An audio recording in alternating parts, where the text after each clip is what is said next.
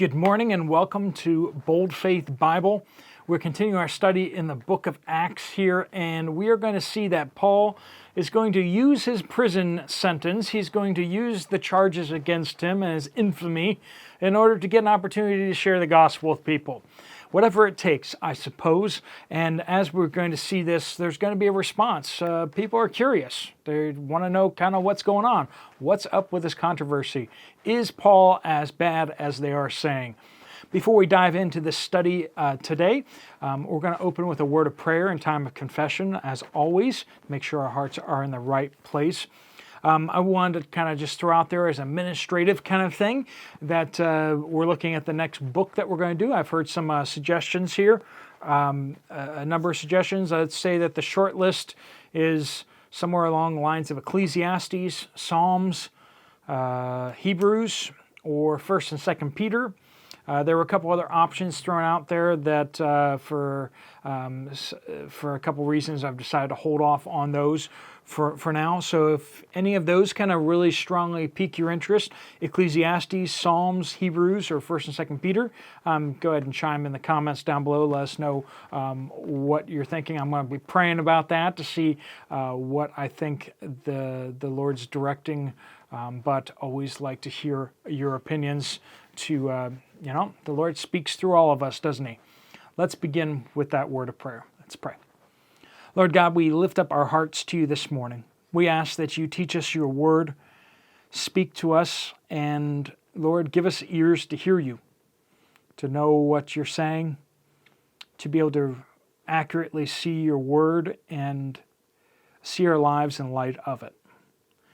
Lord, we pray that you would lead us away from evil, that you would prosper the tasks that we have to do today, that we'll be able to focus in on those hard and do them well.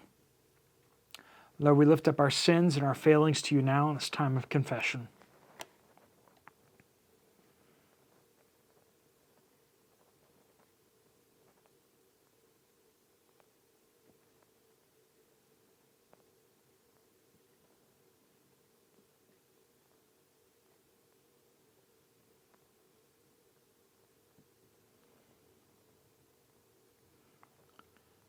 Lord, we praise you that in Christ we find the forgiveness of our sins, that you cleanse us from all unrighteousness. Lord, walk with us as we study your word. We pray these things in Jesus' name. Amen. Well, so good to have all of you with us. It's a small crew of us on the internet. We usually run about 160 to 200 people any given day. So those of you who are dedicated to this and make this a part of your morning routine or your daily routine, I'm so glad to be able to be a blessing to you guys and know that you guys are such a blessing to me as well. We're picking up in Acts chapter 28, starting in verse 17. It says, after 3 days, he, speaking of Paul, called together the leaders of the Jews. So he's just gotten into Rome. So after 3 days, he calls together all of the Jews in Rome. That's kind of bold, isn't it? It says the Jews are the ones who sent him to prison and were trying to get him executed. When they had gathered, he said to them, brothers, although I have done nothing against our people or the customs of our ancestors, I was delivered as a prisoner from Jerusalem into the hands of the Romans. After they examined me, they wanted to release me, since there was no reason for the death penalty in my case. Because the Jews objected, I was compelled to appeal to Caesar, even though I had no charge, to bring against my people. For this reason, I have asked to see you and speak to you. In fact, it is for the hope of Israel that I am wearing this chain, a reference to the Messiah. Then they said to him, we haven't received any letters about you from Judea. None of the brothers have come and reported or spoken anything evil about you. But we want to hear what your views are, since we know that people everywhere are speaking against this sect. So they've heard of Christians or the way, as it was called back then, or followers of Joshua, Jesus, right? That's Jesus, Joshua, all the same name. So they've heard of this, and they were curious, right? Now, Paul calls together all the Jews. He's a Jew, and so he's like, hey, Jewish people, come together. Come and hear what I have to say, because I bring news from the homeland kind of thing, right? So partially they want to hear kind of what's going on over there, but they also know that they've heard of Paul, they've heard of what Paul preaches, and so they're kind of curious to hear what he has to say. And so he starts off and says, I haven't done anything against the Jewish faith, right? I didn't go and desecrate the temple. I didn't stop people from being Jewish. It just, they're now Jewish followers of Jesus. So if anything, he's not really undermining the Jewish faith at all. And so he's done nothing, and he puts it out there for them. But so why is he even appealing to them? Is he trying to get them on his side for his case or something like that? Paul, he just wants to share the gospel with them. So that's what he does, right? He's like, hey, everyone, you should come here. I got something to tell you. They show up and he's there like, let me tell you about Jesus, right? Let me tell you about Jesus. He uses even his imprisonment, even the infamy, even the fact that he's going to be speaking before Caesar. He uses all this in order to gather the crowd so he can share the gospel with them completely. Now, there are believers already in Rome. They've heard of this sect. They've heard people speaking against it. But now they get to speak to Paul, who is one of the leaders, one of the chief ringleaders of this whole thing. And they can't pass up the opportunity. And Paul gets his hearing in order to share the gospel with them. Do we see everything that happens to us as an opportunity to share the gospel? You go out, is that an opportunity to share the gospel? You go out to eat, your car breaks down. Are these opportunities to share the gospel? They could be if we chose to use them that way. So often we manipulate everything around our comfort or our peace of mind or efficiency. Everything we do, not to rip on my family at all, but my family, we always want to save a buck, and we always want to save 10 minutes. So my parents won't go out at certain times of the day because there's too much traffic. It's going to take too long to get wherever. And that's not necessarily a bad thing or anything like that, but we work our lives around so much in order to kind of save a few bucks, to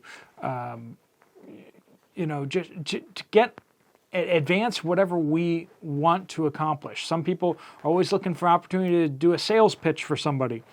Back in grade school days or high school or college or whatever like that, people have a tendency to always show up in the path of someone that they like, make sure that they kind of get to the right pathway or the right hallway so that they can see the person that they like or whatever come walking by. We manipulate our lives so that we can accomplish the things we really want to accomplish.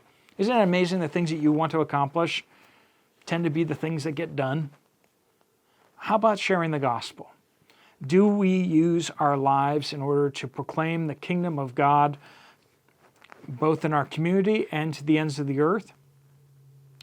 I couldn't help but think as I got started up here on YouTube, ironically, this is the first channel I started on YouTube, the Poplar Report, which was previously Poplar Preparedness.